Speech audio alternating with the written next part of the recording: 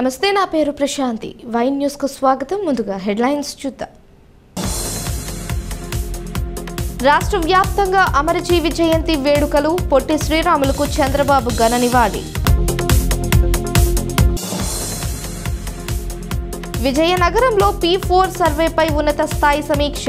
అధికారులకు మంత్రి కొండపల్లి దిశానిర్దేశం.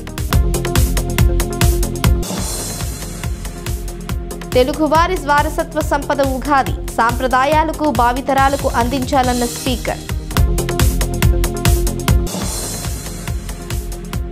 సాలూరులో గిరి బజార్ను ప్రారంభించిన సంధ్యారాణి. గిరిజన సంక్షేమమే లక్ష్యమని మంత్రి స్పష్టీకరణ.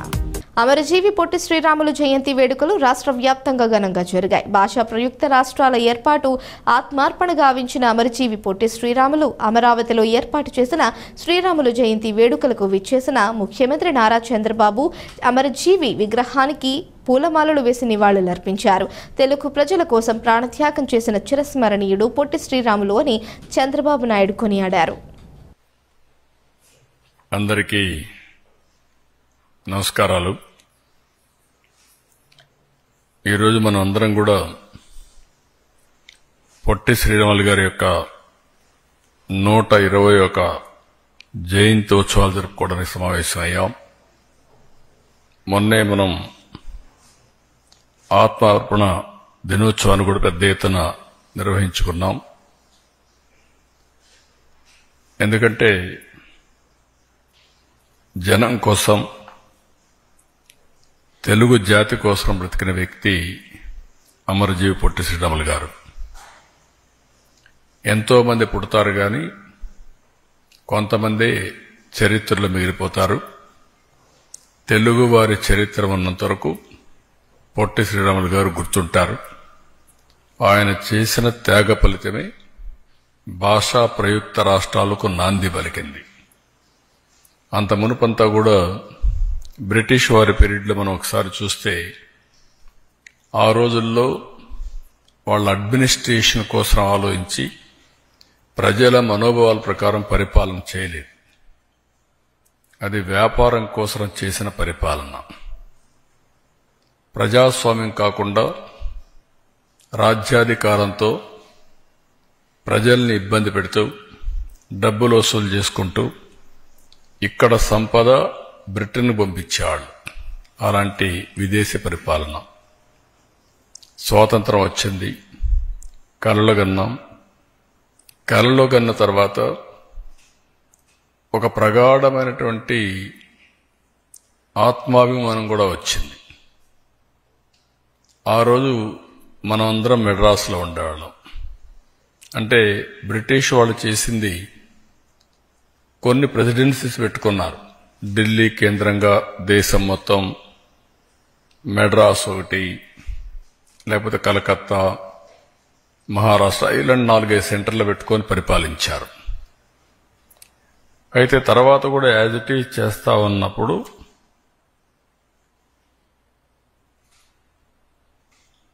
అలాంటివి చేసినప్పుడు ఈరోజు మనం ఒకసారి ఆలోచించినప్పుడు ఆయన ఒకటే ఆలోచించారు.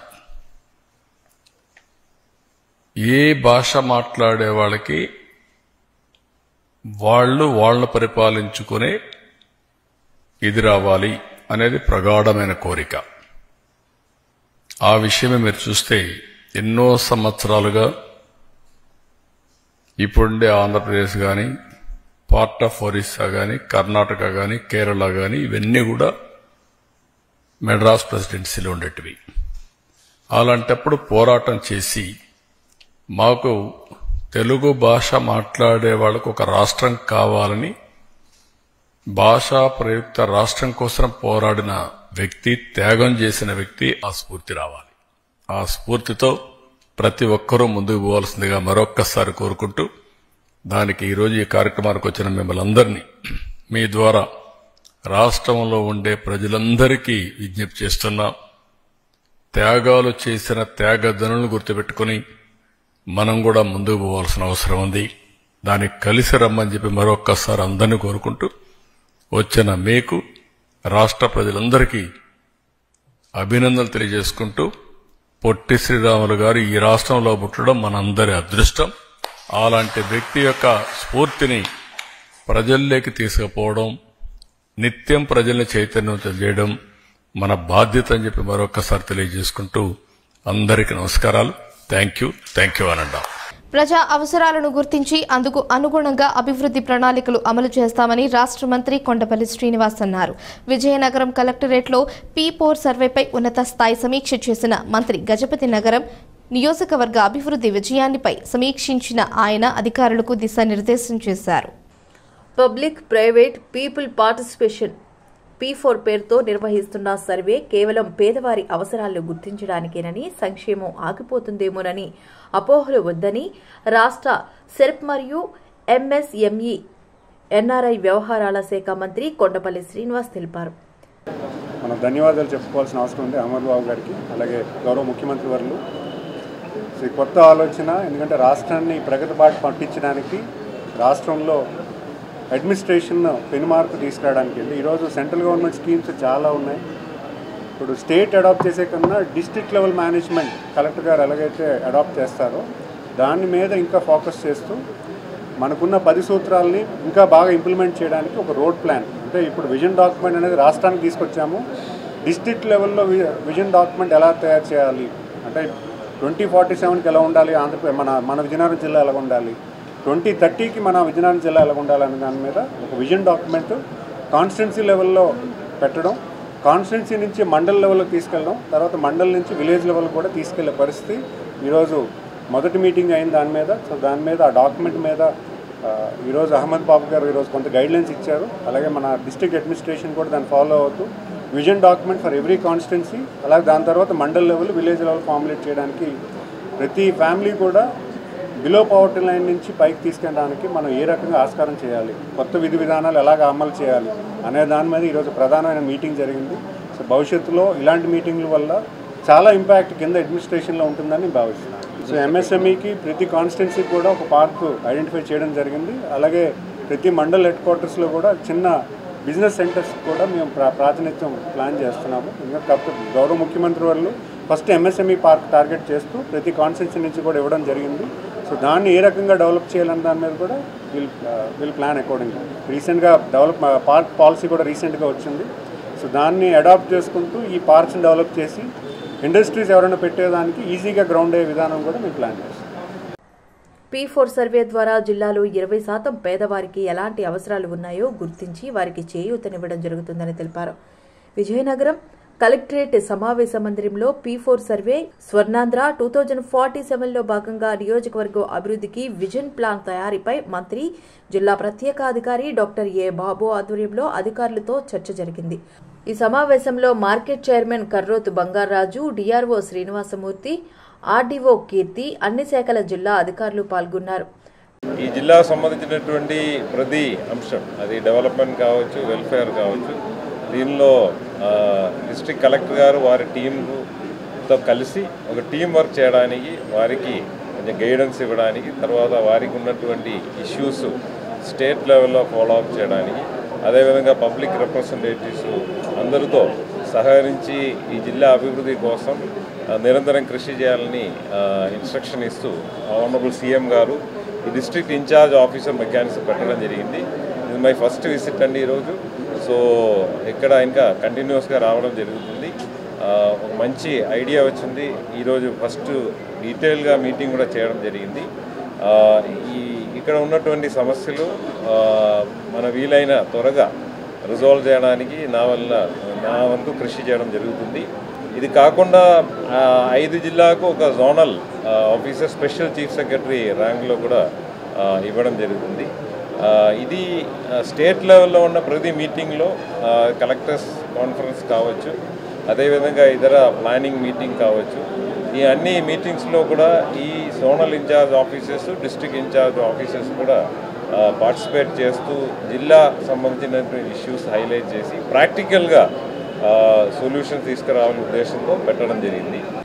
ఉగాది తెలుగువారి వారసత్వ సంపద అని, అందుచేతనే తెలుగు లోగిళ్లు ఉగాది పర్వదినం నాడు కళకళలాడాయన్నారు స్పీకర్ చింతకాయల అయ్యన్న పాత్రుడు. నర్సీపట్నం మండలం పెద్దబొడ్డేపల్లిలో రామాలయ ప్రతిష్ట మహోత్సవానికి హాజరైన అయ్యన్న ఉగాది విశిష్టతను వివరించారు. అంతకుముందు సతీమణి పద్మావతితో కలిసి అయ్యన్న పాత్రుడు విశేష పూజలు గావించారు.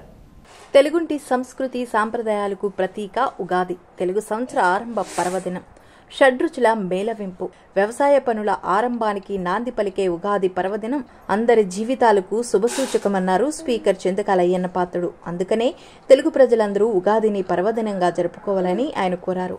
నర్సీపట్నం మున్సిపాలిటీ పెదబొడ్డుపల్లి క్రింది వీధిలో ఉన్న శ్రీరామాలయంలో విగ్రహ ప్రతిష్ట మహోత్సవానికి స్పీకర్ చింతకాయల అయ్యన్న పాత్రుడు సతీమణి కౌన్సిలర్ చింతకాయల పద్మావతి హాజరై వేడుకను మరింత శోభయమానం చేశారు. ఆలయ ప్రాంగణానికి విచ్చేసిన స్పీకర్ దంపతులను ఆలయ కమిటీ సభ్యులు పూర్ణకుంభంతో మంగళ వాయిద్యాలతో ఘనంగా స్వాగతం పలికారు.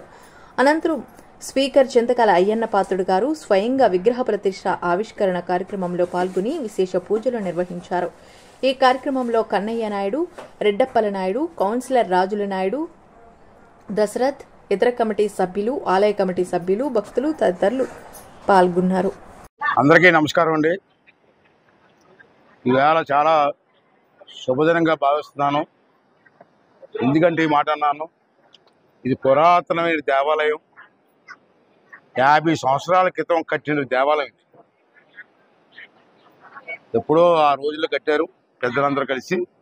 ముఖ్యంగా నాకు తెలిసి గుడివాడ తమ్మినాయుడు గారు ప్రెసిడెంట్గా ఉన్నప్పుడు 30/10/69లో ఈ గుడి నిర్మాణం చేపట్టారు, జరిగింది.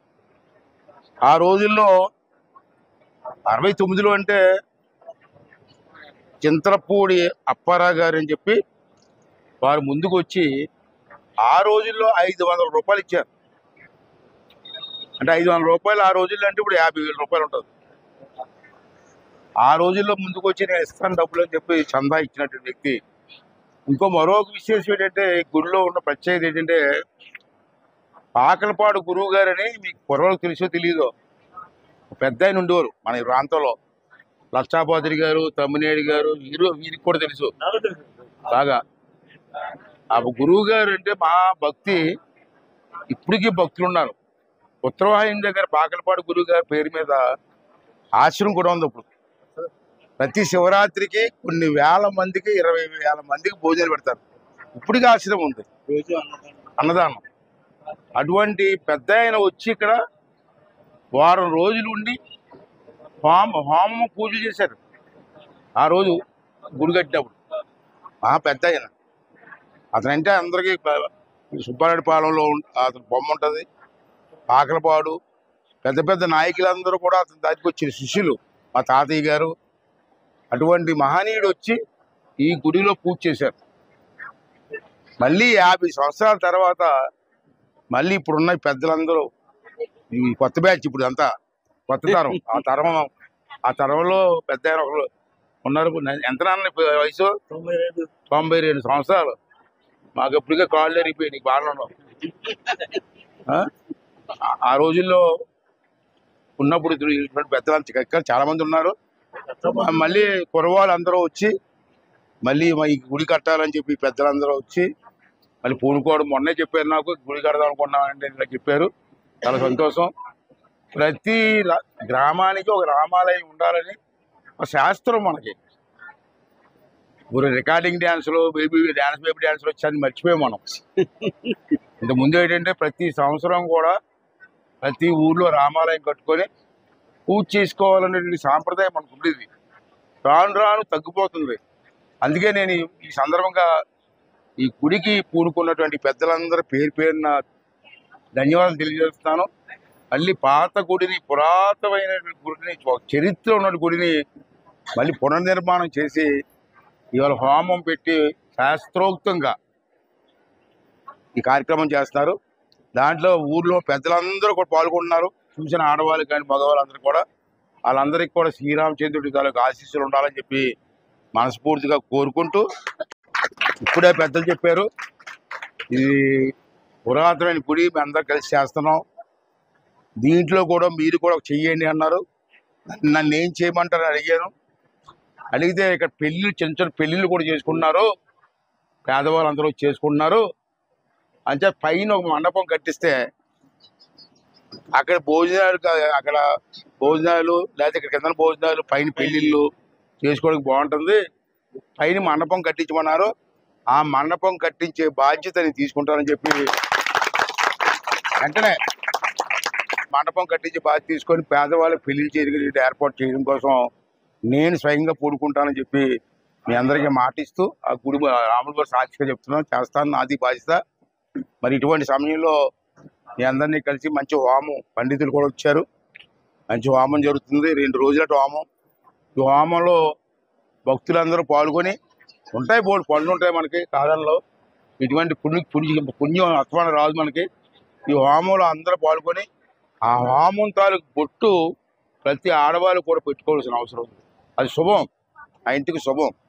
అంచేత అందరూ కూడా తలకు చేయండి, ఎంత డిమాండ్ లేదు, రూపాయి ఇచ్చినా రాములో చాలు, అందరూ తలకు రూపాయి వేస్తే గుడి అయిపోద్ది. అంటే అందరూ పాల్గొని, ఇంకంటే ఎప్పుడైనా మనశ్శాంతి కావాలంటే ఇదే మనకు మనశ్శాంతి ఇచ్చే ప్లేసు. ఎప్పుడైనా ప్రతి మనిషికి ఇబ్బందులు ఉంటాయి, ఆ ఇబ్బందులు ఉన్నప్పుడు గుడిలో అరగడ కూర్చోండి, మనసు ప్రశాంతంగా ఉంటుంది. అంటే పుణ్య కార్యక్రమాలు అందరూ భాగస్వాములు కావాలని, అందరికీ శుభం కలగాలని.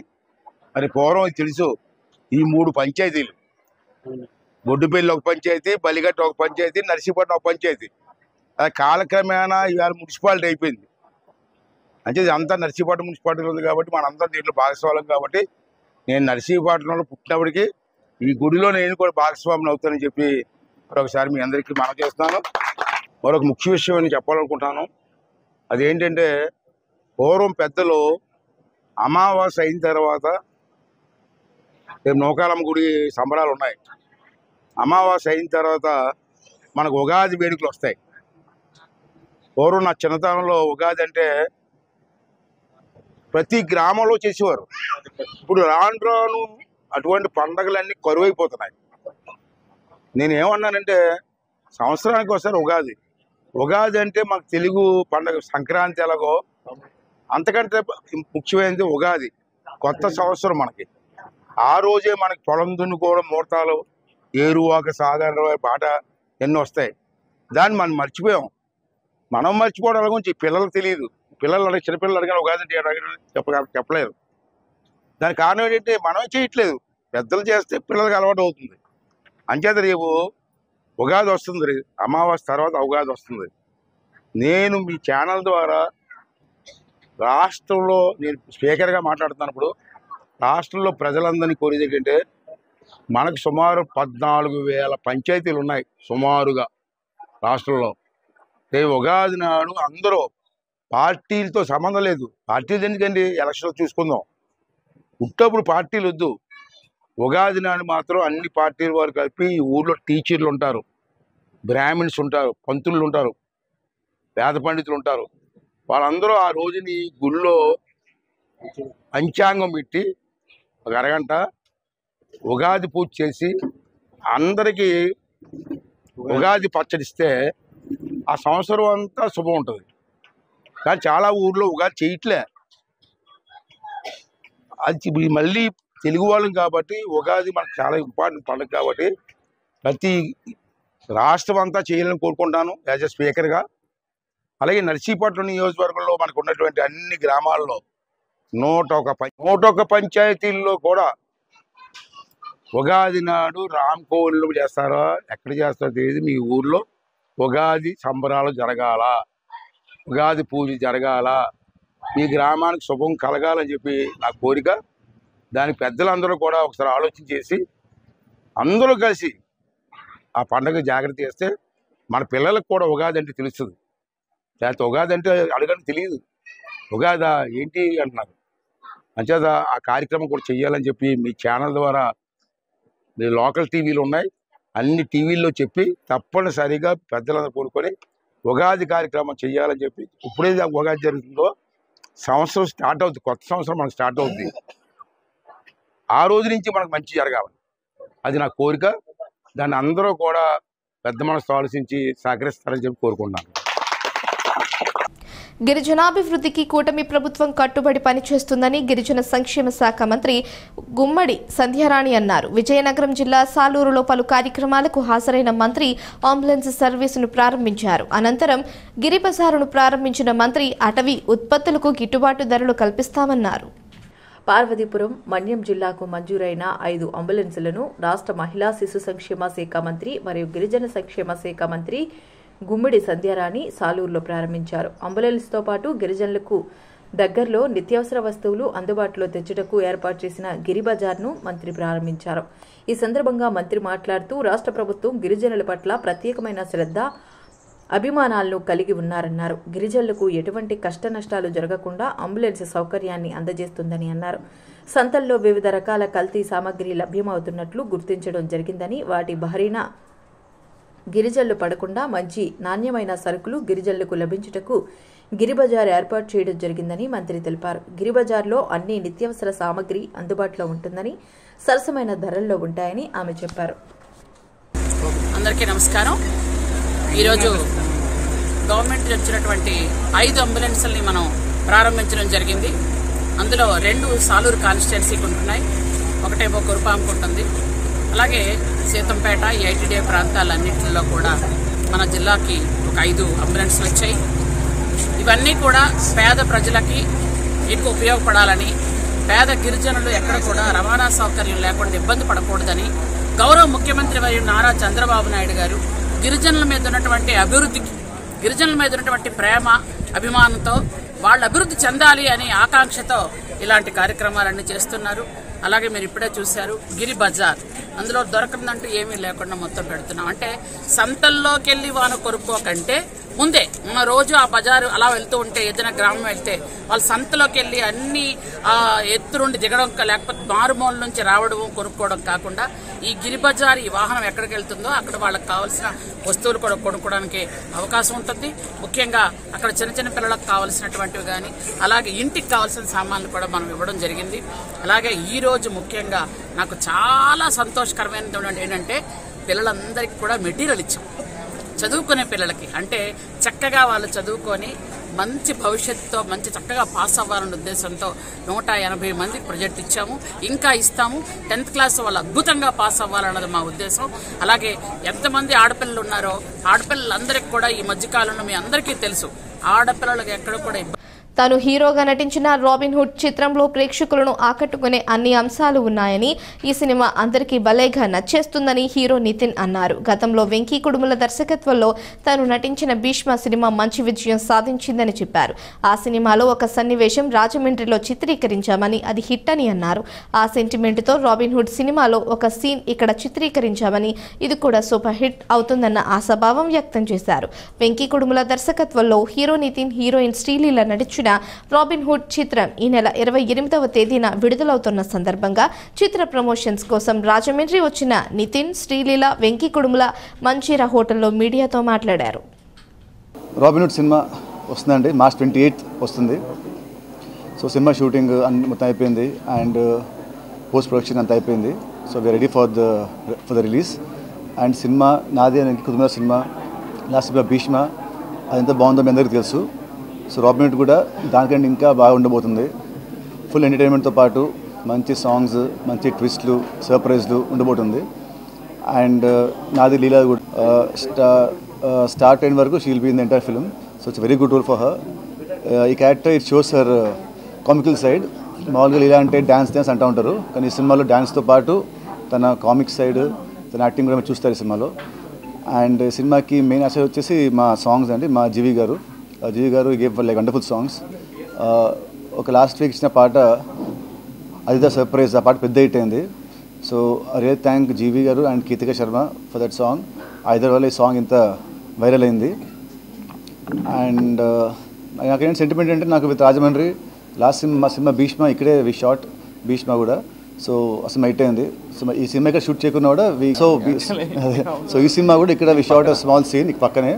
సో భీష్మ సెంటిమెంట్ లాగే ఈ సినిమా సెంటిమెంట్ పరంగా మాకు మంచి హిట్ అవుతుందని we are in that strong hope. So March 28 in theaters. Please come and watch Robin Hood. Thank you very much. అందరికీ నమస్కారం. చాలా చాలా ఆనందంగా ఉంది. సారీ నా గొంతు మీరు కొంచెం క్షమించాలి, ఎందుకంటే థ్రోట్ ఇన్ఫెక్షన్ వచ్చేసింది. అండ్ సో రాజమండ్రి నాకేం కొత్త ఏం కాదు, ఎందుకంటే మీరు చూస్తున్నారు నేను ఎప్పుడు ఓపెనింగ్స్కైనా ఎప్పుడు వస్తూనే ఉంటా. అండ్ ఇక్కడే ధవళేశ్వరం దగ్గర మా గ్రాండ్ మదర్ కూడా ఉంటారు. So this is not new for me. And of course ఒక పాటలో కూడా రాజమండ్రి అని ఉంది. బట్ ఇప్పుడు మీకోసం ఇదే March 28 నాకు చాలా ఇష్టమైన సినిమా. ఐ థింక్ ఇప్పటి వరకు నేను చేసిన క్యారెక్టర్స్లో నాకు చాలా నచ్చిన క్యారెక్టర్. మీ అందరికి కూడా ఏదైతే ఒక ఆఫ్ స్క్రీన్ కామిక్ టైమింగ్ నాది ఏదైతే కొంచెం నార్మల్గా చూసారో డైరెక్టర్ గారు అండ్ హీరో గారు, సో దాన్ని మేము కొంచెం ఇన్కల్కేట్ చేసి సినిమాలో పెట్టాం. అండ్ సో నా పరంగా ఐ థింక్ నా క్యారెక్టర్ పరంగా నాకైతే మీరు చాలా ఎంజాయ్ చేస్తారు. అండ్ ఎస్పెషలీ పిల్లలు తీసుకొని వెళ్ళొచ్చండి ఈ సినిమాకి. మీరు you will really have a blast. So 28th March థియేటర్స్కి రాబిన్హుడ్ సినిమాకి రండి, ఎంజాయ్ చేయండి. Thank you so much. మాకు రాజమండ్రికి నితిన్ గారు చెప్పినట్టు నాకు రాజమండ్రికి చాలా మంచి అనుబంధం ఉందండి. నేను చెలో సినిమాలో కూడా ఒక సీన్ ఇక్కడ షూట్ చేశాను, అండ్ భీష్మాకి కూడా కడియంలో షూట్ చేశాము.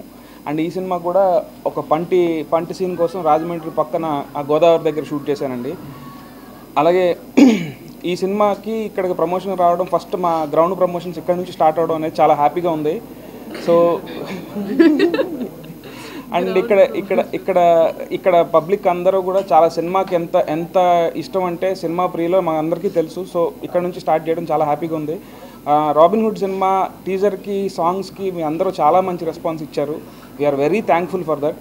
అండ్ మా జీవి ప్రకాష్ గారికి అండ్ ఈ సినిమాలో చేసిన టెక్నీషియన్లు అందరికీ కూడా నేను I want to thank in front of you.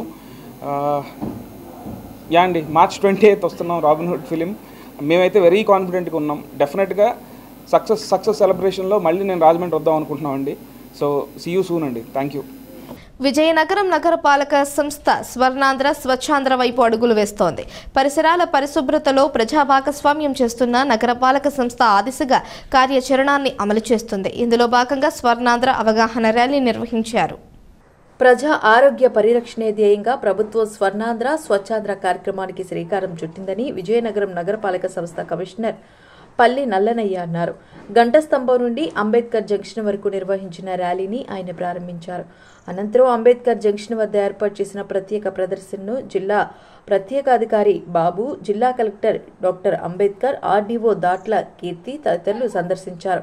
ఈ సందర్భంగా కమిషనర్ పల్లి నల్లనయ్య మాట్లాడుతూ ప్రతి నెల 3వ శనివారం స్వర్ణాంధ్ర స్వచ్ఛాంధ్ర కార్యక్రమాన్ని నిర్వహిస్తున్నట్లు చెప్పారు. పరిసరాల పరిశుభ్రత ధ్యేయంగా ప్రజల్లో మరింత అవగాహన కల్పించేందుకు ఈ కార్యక్రమాన్ని ప్రభుత్వం ప్రతిష్టాత్మకంగా నిర్వహిస్తుందన్నారు. ఈ నెల సింగిల్ యూజ్ ప్లాస్టిక్ నిషేధంపై విస్తృత ప్రచారం కల్పిస్తున్నట్లు తెలిపారు. ఈ కార్యక్రమంలో ప్రజా ఆరోగ్య అధికారి doctor Kondapalli Sambamurthy, assistant city ప్లానర్లు రమణమూర్తి, హరిబాబు తదితరులు పాల్గొన్నారు.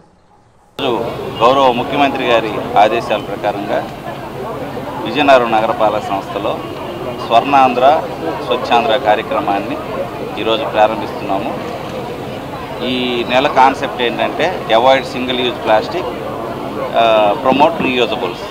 అంటే ఒకసారి వాడి పాడేసిన ప్లాస్టిక్ని నిషేధిద్దాం, అలాగే దానికి ప్లాస్టిక్ ప్రత్యామ్నాయ వస్తువులను వినియోగిద్దాం అన్నది ఈ నెల కాన్సెప్ట్. అందులో భాగంగానే ఈ రోజున గంట స్తంభం నుంచి అంబేద్కర్ జంక్షన్ వరకు భారీ స్థాయిలో ర్యాలీని ఈరోజు నిర్వహిస్తున్నాము ప్రజల్లో అవగాహన కోసం. అక్కడ పబ్లిక్ మీటింగ్ ఉంటుంది, ప్రతిజ్ఞ ఉంటుంది. తర్వాత గౌరవ కలెక్టర్ గారు అలాగే మన గౌరవ జిల్లా స్పెషల్ ఆఫీసర్ గారు వారు వస్తారు. అక్కడ కూడా కార్యక్రమాలు ఉంటాయి 10:30 తర్వాత. సో ఈ రకంగా స్వర్ణాంధ్ర స్వచ్ఛాంధ్ర కార్యక్రమాలని అన్ని వార్డుల్లో కూడా ఈరోజు చేయడంతో పాటుగా సెసా యాప్ అని ఉంది, స్వర్ణాంధ్ర స్వచ్ఛాంధ్ర యాప్. దాంట్లో అనకాపల్లిలోని శ్రీ నూకాంబిక అమ్మవారి దేవస్థానం ఎగ్జిక్యూటివ్ ఆఫీసర్గా వేంపల్లి రాంబాబు బాధ్యతలు స్వీకరించారు. సింహాచలం దేవస్థానంలో అసిస్టెంట్ ఎగ్జిక్యూటివ్ ఆఫీసర్గా పనిచేస్తున్న వేంపల్లి రాంబాబు బదిలీపై ఇక్కడ నియమితులయ్యారు. శ్రీ కనక మహాలక్ష్మి ఆలయంలో అసిస్టెంట్ ఎగ్జిక్యూటివ్ ఆఫీసర్గా పనిచేస్తున్న రాంబాబు ఇటీవల సింహాచలం దేవస్థానానికి బదిలీ అయ్యారు. ఆయనకు సహాయ కమిషనర్గా పదోన్నతి లభించడంతో అనకాపల్లి శ్రీ నూకాంబిక అమ్మవారి దేవస్థానానికి సహాయ కమిషనర్ మరియు ఎగ్జిక్యూటివ్ ఆఫీసర్గా నియమితులయ్యారు. కొత్త ఈవోకు ఆలయ సిబ్బంది స్వాగతం పలికారు. అనంతరం అమ్మవారిని దర్శించుకున్న రాంబాబు ఈవోగా బాధ్యతలు స్వీకరించారు. శ్రీ నూకాంబిక అమ్మవారి హుండీ లెక్కింపు జరిగింది. 138 రోజులలో భక్తులు సమర్పించిన ముడుపులు మొక్కుబడుల ద్వారా 44,65,787 రూపాయలు, 20.500 మిల్లీగ్రాముల బంగారం, 1 కేజీ 925 గ్రాముల వెండి వచ్చాయని ఆలయ కార్యనిర్వహణాధికారి వేంపల్లి రాంబాబు తెలిపారు. ఓం శ్రీ నూకాంబికాయ నమః. ఈరోజు నా పేరు నంపల రాంబాబు. నేను అసిస్టెంట్ ఎగ్జిక్యూటివ్ ఆఫీసర్గా సింహాచలం దేవస్థానంలో ప్రస్తుతం పనిచేసి పదోన్నతపై అసిస్టెంట్ కమిషనర్గా నూకాంబిక ఈవోగా నన్ను బదిలీ చేశాను. ఈరోజు నేను ఛార్జ్ తీసుకున్నాను. రేపు జరగబోయే ఉత్సవాలు అన్నింటినీ కూడా సిబ్బంది అందరితో మాట్లాడి తెలుసుకుని కలెక్టర్ గారితో కూడా కోఆర్డినేషన్ మీటింగ్కి రెడీ అవుతున్నాం. దాంట్లో చేసి కలెక్టర్ గారి నిర్ణయాల ప్రకారం రేపు ఉత్సవాల ఏర్పాట్లకు ఏర్పాటు చేయడానికి సన్నద్ధంగా ఉంది. ఉత్సవాల ఏర్పాట్లకు జిల్లా అధికారులందరితో సమన్వయంగా మీటింగ్ పెట్టి అందరితో మాట్లాడేందుకు ప్రముఖ రాజకీయ నాయకులందరికీ కూడా అన్ని వివరాలు తెలిపి ఉత్సవాల ఏర్పాట్లకు ఏర్పాటు చేయడానికి సిద్ధంగా ఉంది. ఈరోజు ఉండి లెక్కింపు జరిగింది. ఈ ఉండి లెక్కింపులో 138 మంది నగదు రూపంగా 44,65,787 రూపాయలు వచ్చింది. బంగారం రూపంగా 20 గ్రాముల 500 మిల్లీగ్రాములు వచ్చింది. వెండిగా 1 కేజీ 925 గ్రాములు వచ్చింది. ఈ ఉండి లెక్కింపులో జిల్లా డిఈఓ సుధారాణి గారు, మళ్ళా ఇన్స్పెక్టర్ వసంత మరియు బ్యాంకు సిబ్బంది, పోలీస్ సిబ్బంది అందరూ కూడా పాల్గొని లెక్కింపులో జరిగింది. ఈ ఉత్సవంలో ప్రభుత్వం వారు ప్రభుత్వ ఉత్సవం కింద ప్రకటించారు. ఈ ప్రకటించిన దాని ప్రకారం ఆ జిల్లా అధికారులందరితో సమన్వయంగా కమిటీ ఏర్పాటు చేసుకొని జిల్లా అధికారులతో సంప్రదించిన కనుక ప్రముఖ రాజకీయ పార్టీల నాయకులతో కూడా అందరితో సంప్రదించిన తర్వాత చేయడం జరుగుతుంది. ఉత్సవాలు నిర్వహించడం జరుగుతుంది. భక్తులకి ఈ ఉత్సవంలో మెయిన్గా భక్తులకి ఎలాంటి అసౌకర్యము కానీ ఇబ్బందులు కానీ కలగకుండా చంటి పిల్లల వాళ్ళకి కావాల్సిన పాలు నీళ్ళు ఏర్పాటు, భక్తులకి ఉచిత భోజనం సౌకర్యం అన్నీ ఏర్పాటు చేయటకు సన్నద్ధంగా ఉన్నాం. విజయనగరం జిల్లాలో చిన్న తరహా పరిశ్రమల శాఖ మంత్రి కొండపల్లి శ్రీనివాస్ స్వర్ణాంధ్ర స్వచ్ఛాంధ్ర కార్యక్రమాల్లో పాల్గొన్నారు. గంట్యాడ మండలం మదనాపురం స్వర్ణాంధ్ర అవగాహన ర్యాలీని ప్రారంభించిన మంత్రి శ్రీనివాస్ పరిసరాల పరిశుభ్రత అందరికీ సామాజిక బాధ్యత అన్నారు. చక్కని ఆరోగ్యం, పరిసరాల పరిశుభ్రత కోట్లాది రూపాయల ఆస్తి కంటే విలువైనవని రాష్ట్ర మంత్రి కొండపల్లి శ్రీనివాస్ అన్నారు. భవిష్యత్తు తరాలకు వీటిని అందించాల్సిన బాధ్యత మనపై ఉందని ఆయన చెప్పారు. గంట్యాడ మండలం మదనాపురంలో నిర్వహించిన స్వచ్ఛాంధ్ర స్వర్ణాంధ్ర కార్యక్రమంలో ర్యాలీలో మంత్రి పాల్గొన్నారు. స్వచ్ఛాంధ్ర సాధనలో భాగస్వామ్యులు అవుతామని అందరి చేత ప్రతిజ్ఞ చేయించారు. పరిశుభ్ర గ్రామంగా తీర్చిదిద్దుతామని గ్రామ సభలో తీర్మానం చేశారు. గ్రామస్తుల సమస్యలను తెలుసుకుని పరిష్కరిస్తామని మంత్రి హామీ ఇచ్చారు. గ్రామ సభలో మంత్రి శ్రీనివాస్ మాట్లాడుతూ ఆరోగ్యకరమైన వాతావరణాన్ని నెలకొల్పడానికి రాష్ట్రంలో స్వచ్ఛాంధ్ర స్వర్ణాంధ్ర కార్యక్రమానికి ముఖ్యమంత్రి శ్రీకారం చుట్టారని చెప్పారు.